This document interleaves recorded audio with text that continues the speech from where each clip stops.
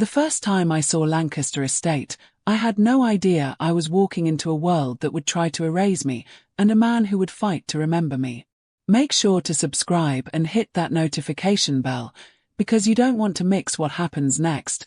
Trust me, this gets incredible.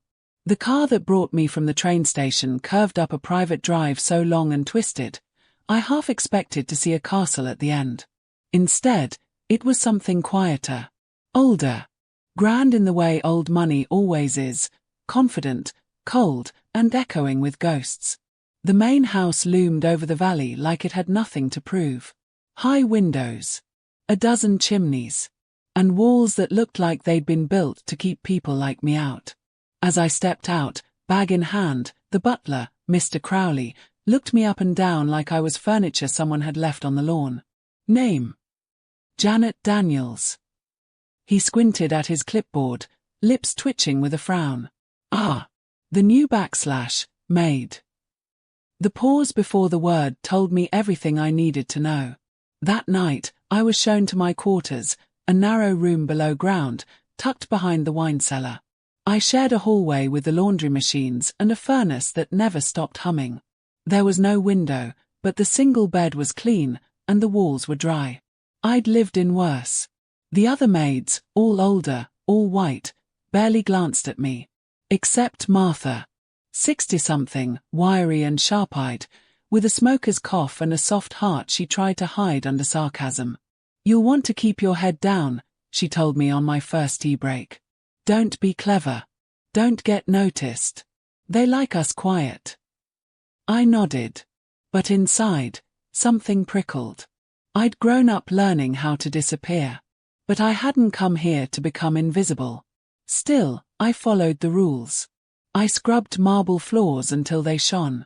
I folded Egyptian cotton sheets with military precision. I memorized which guests took sugar, which ones liked silence, and which ones looked through me like I wasn't there. And every night, I read. Books hidden behind my cleaning supplies. Baldwin, Lord, Morrison. Their voices curled around me like armor. I wrote, too, in a notebook tucked under my mattress. I wrote about what it felt like to be unseen in a place where everything was watched. Then one morning, something happened. A guest, tipsy on brunch wine, knocked over an antique vase in the drawing room. The crash was deafening. I rushed in, cloth already in hand. "Oh God," she gasped, looking down at the shattered porcelain. Then her eyes landed on me. She did it. The maid, she bumped the table. I hadn't even entered the room when it happened. Before I could open my mouth, he appeared. Nicholas Lancaster. Tall. Dark suit. Barely their expression. The staff called him the Phantom. He was rarely at the estate, always traveling, always working. This was the first time I'd seen him up close. "What's going on?" he asked, voice cool but not unkind. The guest pointed. "She broke the vase." Nicholas looked at the shards. Then at me. "Did you?" he asked. I met his gaze. "No, sir. I didn't." A long silence. Then, he turned to the guest. "Then perhaps," he said quietly, "you should apologize." She laughed nervously. "It's just a vase." He didn't smile. "It's not the vase I'm concerned about." She flushed. Stammered. Left the room. I expected him to say more, to scold me, to dismiss me, to do anything at all. Instead, he looked at the book half tucked into my apron, asterisk the fire next time asterisk, and simply said, "Good choice." Then he walked away. From that moment on, something began. Not love. Not yet. But a recognition. As if, for the first time in a long time, someone had seen me. In the days after the vase incident, something shifted in the atmosphere of Lancaster Estate. Subtle, like the way wind changes before a storm. Nicholas Lancaster was still elusive, still shrouded in mystery. But now, when he crossed the marble foyer or descended the staircase with his usual effortless quiet, his eyes would sometimes linger on me. It wasn't invasive. It wasn't even romantic. It was curious. He looked at me the way one might examine a painting they'd walked past 100 times, only to realize it was a masterpiece no one ever mentioned. And people noticed. Be careful, Martha warned me over a cup of weak kitchen tea. That kind of attention burns fast, and it always burns the girl. I smiled, but I heard the tremor in her voice. She wasn't being bitter. She was remembering something. The other staff weren't so subtle. He's just being polite. You're reading too much into it. You should be grateful he hasn't complained. I hadn't said anything, but they'd already made up the story in their heads. Still, it didn't stop me. I kept reading in the library, always after hours, always in silence. The house was too grand to notice me slipping through hallways like a ghost. And in that room of mahogany shelves and floor-to-ceiling windows, I felt human again. One night, I found something strange. A book, beloved by Toni Morrison, sitting on the arm of the velvet chair I always used. A small slip of cream paper poked out. I opened it. If you liked Baldwin, I think you'll love this. N. No title.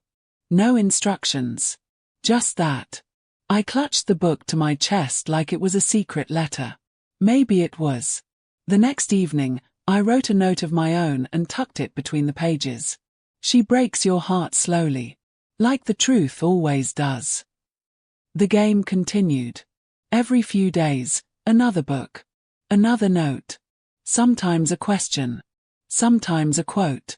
Sometimes something so personal it felt like we were speaking not through letters, but through breath. Nicholas, for all his wealth and power, was giving me something no one else ever had. Room to be fully, fiercely myself. Then, one afternoon, he found me in the garden.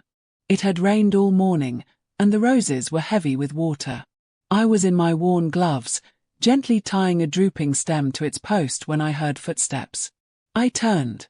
He was standing there in shirt sleeves, holding a small notebook. I didn't know you wrote poetry, he said. I froze. How did you? He held up the notebook. My notebook. The one I hid under the mattress. I found it in the laundry, he said, handing it back without opening it. It must have slipped into the sheets. I took it carefully, heat crawling up my neck. I didn't read it, he added. But the handwriting looked familiar. I didn't know what to say. I wasn't used to being caught. You write like someone trying to fight being erased, he said quietly. Like you're leaving a trail. I guess I am, I murmured. He nodded. Good. You should. Then, without asking, he knelt down beside me and began helping tie the roses. The silence stretched between us. Not awkward, not forced. Just comfortable. Your mother planted these, I said. Yes, he replied. She said flowers tell the truth. They thrive or they don't, no games. I like her already.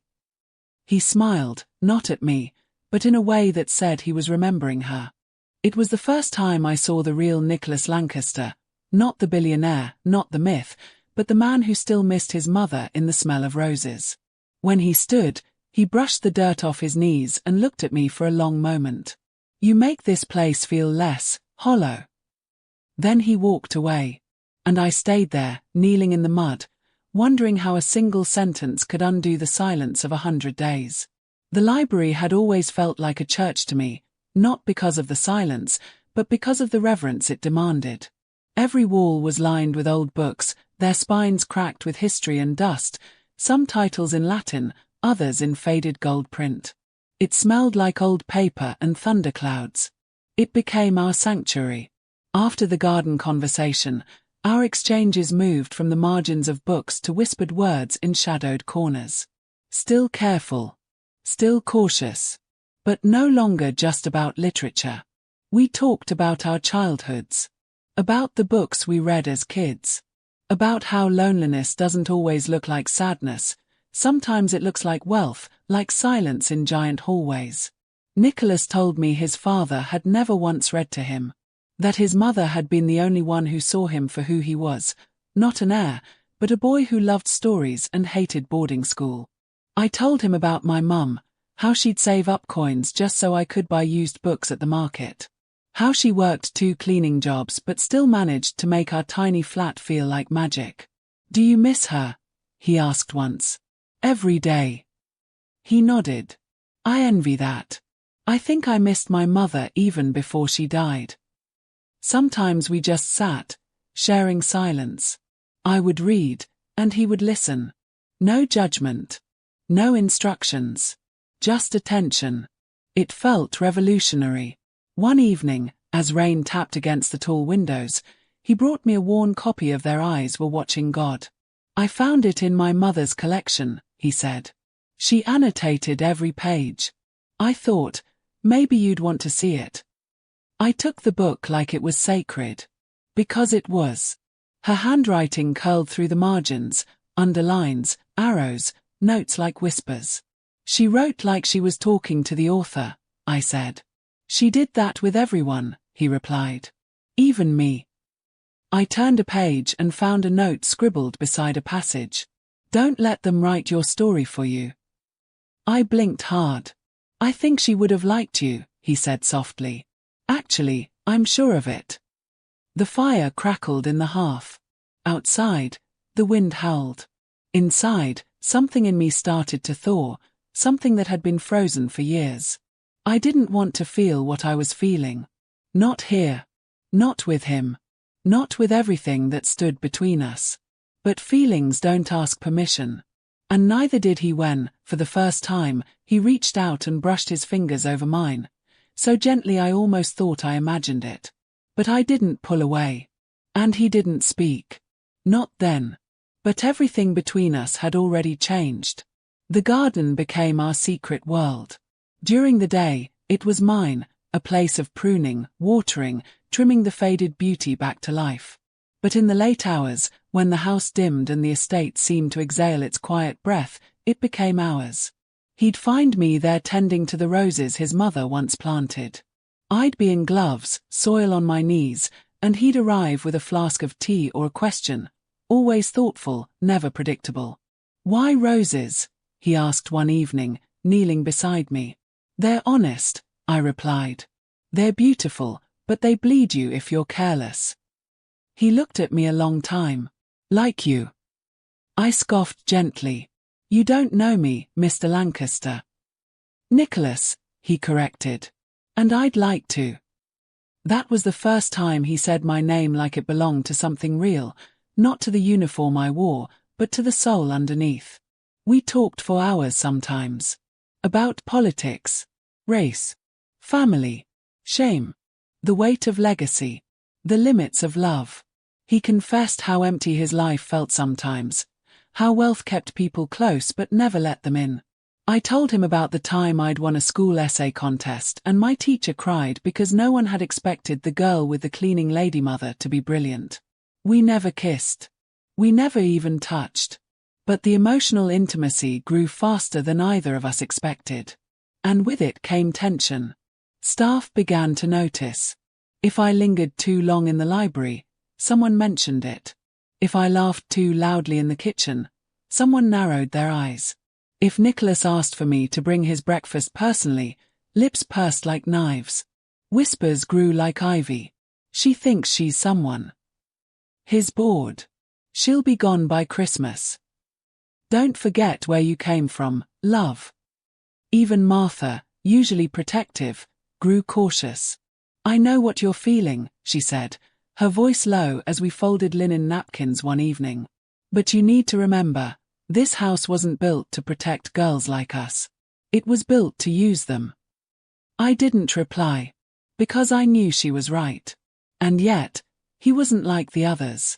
Nicholas didn't look at me the way men like him usually looked at women like me. He didn't want to possess me. He wanted to understand me. One night, we stayed out later than usual. A fog rolled over the estate like a whisper from the past. Nicholas sat beside me on the bench near the trellis. "Why do you keep coming out here?" I asked, eyes on the flowers.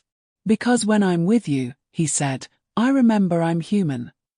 I turned toward him, my breath catching. "Don't," I whispered. "Don't say things like that unless you mean them." I don't say anything I don't mean, he replied. The space between us crackled. Then, slowly, almost shyly, he reached out and brushed a strand of hair from my face. It was such a small thing. But in that moment, it felt like the world shifted. The invitation came wrapped in silence, no grand gesture, no announcement. Just a quiet question as I was arranging fresh lilies in the drawing room. Would you have dinner with me? I looked up, startled. Nicholas stood in the doorway, arms crossed lightly, as though he'd asked me about the weather. Dinner? I repeated. He stepped closer, voice low. Just us. In the private dining room. I'll cook. I blinked. You cook. I make a mean risotto. I stared at him for a long moment. Every rational voice in my head screamed no. Every memory of my mother's warnings, every story I'd heard about maids and masters and dangerous lines, every risk. But his eyes weren't commanding. They were hopeful. Human. I'll think about it, I said quietly. That night, I didn't sleep. I wrote in my journal until my pen ran dry. Was this naive? Foolish? Or was it the first real choice I'd made for myself in years? The next morning, I left a note tucked into a copy of The Bluest Eye on the bench in the garden. Yes. But don't burn the risotto. That evening, I changed out of my uniform and into a soft navy blue dress I hadn't worn since my mother's memorial. I did my hair simply, no makeup, no pretense. I wanted to feel like me, not the version they dressed up for public showings. When I walked into the dining room, Nicholas was already there, in rolled-up sleeves, apron tied, trying and failing to plate something that resembled risotto. I panicked and added mushrooms I probably shouldn't have, he admitted sheepishly. I laughed, and it felt good, like light breaking through stained glass. We sat at a small table in the corner of the room, candles flickering between us. There were no servants. No waiters. Just us and the quiet hum of honesty building in the air. You're not what I expected, I said after a while. He tilted his head. What did you expect? A billionaire. Cold. Entitled. Detached. He smirked. I am detached. But it's mostly self-defense. From what? He hesitated. Then, from being known. I nodded. I get that. He poured us each a glass of wine. You don't talk about your father. I never met him. He didn't press. He just listened. Like it mattered. I didn't come here to fall in love, I whispered. His gaze sharpened, but he stayed still. Neither did I. There it was, the thing we'd both tiptoed around for weeks. This wasn't curiosity anymore. It wasn't harmless. It was becoming something. I don't trust easily, I said, voice barely above a whisper. Then let me earn it, he said. We sat in silence, watching the candles burn low. And somewhere between the wine and the unspeakable tension, I felt it, not fear, not scandal. Hope. Later that night, I told Martha. She sat at the staff table, tea in one hand, tired eyes watching me carefully. I had dinner with him. She said nothing at first. Then she reached over, placed her hand gently over mine, and said, "Child, love in a house like this is a loaded gun. Make sure you're not the one holding the trigger with your eyes closed." I nodded. But in my heart, I already knew. I'd been in the dark long enough. The rain started just before sunset, a soft, drizzling mist that turned the sky the color of bruised lavender. The garden looked different in the rain. Wilder. Less polished. Like something alive beneath the estate's curated perfection. I was kneeling by the oldest rose bush, fingers deep in the soil, trying to rescue a root that had started to rot. I didn't hear him at first, not until his shadow fell over mine. "You know you don't have to be out here in the rain," Nicholas said, his voice soft behind me. I turned, water clinging to my lashes, hair curling at the edges. "Neither do you." He held an umbrella above us both, but the wind tilted it uselessly. He was soaked already, white shirt clinging to his chest, cufflinks missing. Somehow, he looked more himself like that. I was in the study, he said. I couldn't concentrate. I stood, brushing dirt from my knees. Maybe it's the storm. He shook his head. It's you. The air between us thickened. I could hear my pulse louder than the rain. I've tried to keep my distance, he admitted. Tried to respect the line between us. But I keep crossing it in my mind. Lines are made to protect power, I said. Not people. We stood there for a moment, two souls soaked in history, trembling under a sky that no longer cared who we were supposed to be. He stepped closer. I don't want this to be a secret. I don't want you to feel like one. I've never been anyone's secret, I whispered. But I've been their shame. You will never be my shame. There was a long pause. Then, slowly, as if asking with his eyes, he leaned in. And I let him. His lips touched mine like a confession. Not hungry. Not desperate. Just real. Rain poured harder, the roses bowed under the weight, and we stood in the middle of it, kissed like we were rewriting something ancient. When we pulled apart, he didn't look away. Whatever this becomes, he said, I want it to be true. I nodded, breathless. I want to be seen, I said. You already are. From that moment, everything changed. We met in quiet corners, the library, the rose garden, his study at night. We learned each other like pages in a book, reading slowly, savoring every paragraph. He told me things no one knew. About the suffocation of legacy. About his guilt for inheriting empires built on exclusion. About the hollowness of boardrooms where no one ever asked him if he was happy. I told him about my writing. My fear that I'd never be more than what they expected of me. That the world only allowed girls like me to rise when it could still control the story. Then let's write our own, he said one night, pulling me close under the fireplace's glow. But we both knew the truth. Stories like ours don't go unnoticed forever. And this house, this world, was already watching. It was bound to happen.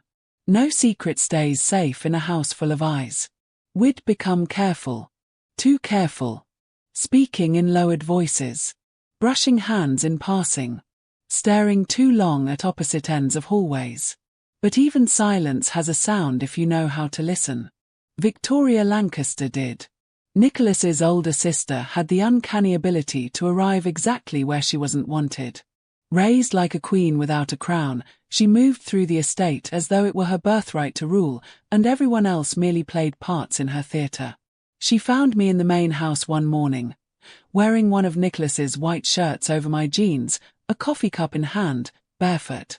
I knew I'd made a mistake the second her heels stopped clicking.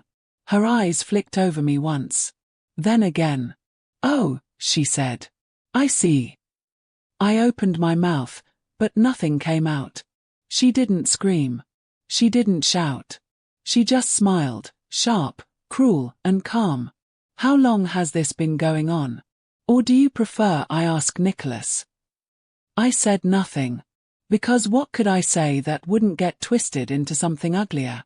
She leaned in close. Let me be perfectly clear. You may have confused proximity with possibility. But don't mistake indulgence for permanence. Then she walked out. Nicholas found me an hour later in the library, hands shaking, journal unopened on the table. She knows, I whispered. I figured, he replied. He didn't look scared. He looked tired. And angry. She's going to the board, isn't she? The trustees. The press. Probably. I should leave. No. He walked toward me, firm and calm. I won't let her reduce you to gossip. I won't let them erase you. He knelt beside me, this man of wealth and stature, and took my hands in his. You are not a secret. You are not a scandal. You are the best thing that's happened to me in years. And I'm done pretending otherwise. His words were steady, but the fire behind them burned. I love you, Amora. The air left the room. My voice caught. You don't have to. I'm not saying it to trap you. I'm saying it because it's true. And because I know what's coming. They're going to try and destroy this. Destroy you. And I want you to know, before that happens, that I would give all of this up to keep you. I swallowed hard. You shouldn't have to choose between your legacy and me. I'm not, he said. They can keep the legacy. I want you. I stared at him for a long time. Then nodded. Slowly. Then let them try. The next days were a blur. The estate buzzed with whispers. Victoria confronted Nicholas privately. She called him reckless, pathetic. Warned him that investors would walk. That the media would feast. That he'd undo decades of pristine, Lancaster pedigree with one Maid's mistake. He said nothing. Until the next morning, when the invitation to the Langley gala went public, with my name on it. And not as his +1. As his wife. The Langley gala was the event of the season. It always had been, a gilded gathering of aristocrats, politicians, CEOs, and socialites dressed in borrowed diamonds and old money pride. Every camera in the country would be watching. And I was walking into it on Nicholas Lancaster's arm. Wearing a gown the colour of defiance, deep emerald satin that hugged my frame, borrowed from no one, bought by my own choice. My curls were natural, coiled in a crown around my face. No attempt to blend in. No effort to hide. I wasn't trying to disappear anymore. When our black car pulled up to the marble entrance of the Grand Langley ballroom, silence fell. Then came the gasps. The camera shutters. The stares. As Nicholas stepped out, he didn't glance at the crowd. He walked around the car, opened my door, and held out his hand. I took it. Flashes burst like firecrackers as we ascended the stairs. Journalists leaned over barricades. Socialites froze mid-sip. I heard one woman hiss, "Is that the maid?" And another say, "She can't be." But Nicholas didn't flinch. Inside, beneath the chandeliers and string quartets, the tension hung thick. Victoria was there, eyes like glass, lips drawn tight. I saw investors whispering, scanning me like I was a PR bomb waiting to explode. Then the host took the stage and tapped the microphone. And now, we welcome our esteemed guest and longtime benefactor, Mr. Nicholas Lancaster. Nicholas kissed my hand and strode toward the podium. I stood at the edge of the crowd, heart pounding so loudly it drowned the music. He cleared his throat. "Good evening." The room hushed. I've attended this gala since I was a boy. I've watched it evolve, watched its guests change slightly, watched its legacy persist. And tonight, I'm breaking with tradition. Murmurs rippled. "I'm introducing someone," he continued. "Someone the world will judge, question, and mislabel. Someone who changed the way I understand honesty and love." He looked at me. Not past me, at me. "Her name is Amora Lancaster. She is my wife." The room snapped like a wire pulled too tight. Gasps. Shouts. Someone dropped a champagne glass. A billionaire CEO coughed so hard he spilled his scotch. But Nicholas didn't move. His voice, if anything, grew stronger. "She was once called just the Black Maid." I heard it. I let it happen. Until I realized that the only thing shameful in that phrase was the people who said it. He paused. "I married her because she is brilliant, brave, and extraordinary. Not despite her story, but because of it." Silence. Then he stepped back. And, God help me, he looked at me like I had the floor. I didn't plan to speak. But something inside me refused to stay silent. I stepped forward. Eyes, hundreds of them, turned to me. I held the microphone with hands that used to scrub floors. "My name is Amora," I said, voice clear. "I used to wear a uniform and serve drinks at this event. I've been looked through, looked past, and whispered about." A ripple of unease. "But I'm not here to explain myself. I'm here to exist, fully, unapologetically, and in love." I paused. "And for every girl who's ever been told she doesn't belong in the room, let me be proof that you do. Not by permission. By presence." Some stared, stone-faced. But a few, just a few, clapped. Quietly, defiantly. I stepped down. Nicholas reached for my hand again. And together, we walked back into the crowd. The internet exploded before we even left the ballroom. By the time we returned to the Lancaster estate, the headlines had gone global. Billionaire Nicholas Lancaster shocks society. Marries maid in secret. From housekeeper to wife, Amora Lancaster sparks outrage and awe. Cinderella or scam? And the comments. Worse. She trapped him. He's lost his mind. What does she have that 100 heiresses don't? Typical. Wealthy men and their tastes. But there were others. Quiet voices in crowded threads. She spoke the truth. I needed to hear what she said. My daughter just asked me to show her the speech again. Still, the backlash was brutal. Nicholas's company board held an emergency meeting. Investors threatened to pull out of key ventures. Media vans parked outside the estate gates. Every former staff member with a grudge sold their version of our story to tabloids. And yet, Nicholas never blinked. He released a statement the next day, clear and sharp as a sword. I married a woman of integrity, intellect, and compassion.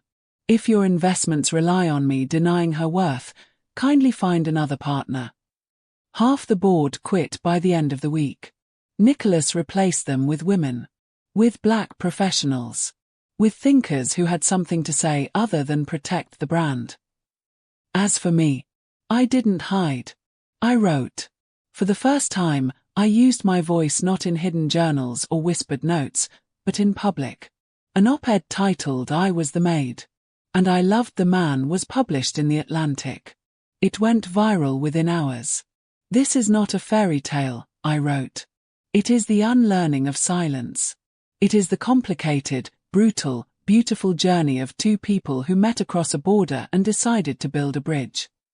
I spoke on podcasts, at panels, on college campuses where girls in braids and glasses clutched notebooks and asked me, "How did you know you deserve to be seen?" And I told them, "You don't always know. Sometimes you just walk forward anyway." I founded the Amora Foundation, a scholarship and mentorship program for young women of color pursuing literature, philosophy, and public service. We held workshops in underfunded schools and built a network of fierce, brilliant girls learning that their minds were as powerful as any inheritance. But not everyone cheered. I lost friends. Online trolls hacked my emails. Someone sent me a wedding photo in the mail, burned at the edges. Nicholas hired extra security. Still, we refused to go underground. We don't owe the world smallness, he told me. We owe it truth. One day, I returned to my old neighborhood in Brixton. I visited the library I used to hide in after school, dropped off a check for new books, and sat in the back corner where I used to read Jane Eyre and dream of escape. A young girl approached me, maybe 14, wide eyes, hesitant smile. "You're the maid who married the billionaire, right?" I smiled. "No. I'm the woman who built her own name. He just saw it." She nodded, then whispered, "I want to be a writer too." "You already are," I told her. The scandal had scorched everything, the news cycles, our reputations, our peace. But in the ashes, something bloomed. A new life. One we built on purpose, not privilege. Nicholas stepped away from several companies. Not in disgrace, in defiance. He sold off one of the family's media holdings and reinvested the profits into a new venture focused on inclusive innovation. He renamed it Rosebridge Group, after the garden where we first fell in love. And I stopped hiding. I wasn't just a woman who married into wealth. I was a woman who had earned her voice, who had rewritten her own narrative and planted it in the public square like a flag. The Amora Foundation grew faster than we imagined. We launched reading clinics and mobile libraries. We built scholarships for girls whose brilliance had been buried under poverty or invisibility. We trained mentors from marginalized communities to guide them through the maze that tries to convince them they don't belong. I traveled. I spoke. I wrote essays that professors assigned in college syllabi and appeared on panels with scholars, activists, and poets whose work had once lit my soul in secret. But it was never just about visibility. It was about dignity. It was about going back and reaching the girl I used to be, the one scrubbing marble floors, clutching the fire next time like a prayer, hoping that someday someone would see her. And when I did return, not to the Lancaster estate, but to the parts of the city that raised me, I didn't come in silence. I held workshops at the community centre where my mum used to work. I spoke to women who still cleaned office buildings overnight and came home just in time to make breakfast for children they rarely saw. I told them their stories mattered. One day, I invited the estate staff, not just the current ones, but those who'd come before me, to a gathering in the rose garden. We served food on the finest china. I read poetry aloud beneath the trellis. Martha sat beside me, crying without shame. "This is yours too," I told her. She squeezed my hand. "You were always going to change the world. I just didn't know you'd start with this place." Nicholas smiled from a distance, letting me shine without needing the spotlight. He was never the hero of this story, he never tried to be. But he was the man who stepped back when the world needed to hear my voice. He let love be an amplifier, not a cage. Eventually, we redesigned part of the estate grounds and opened a public literacy garden, free to anyone who wished to read, learn, or simply be. School children came in droves.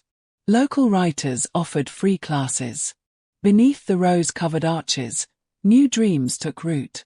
That garden bloomed like hope. It was early spring when I returned to the garden alone, not as a maid, not as the wife of a billionaire, but as me. The literacy garden was alive with laughter. Children chased each other between the rose trellises, clutching picture books and journals.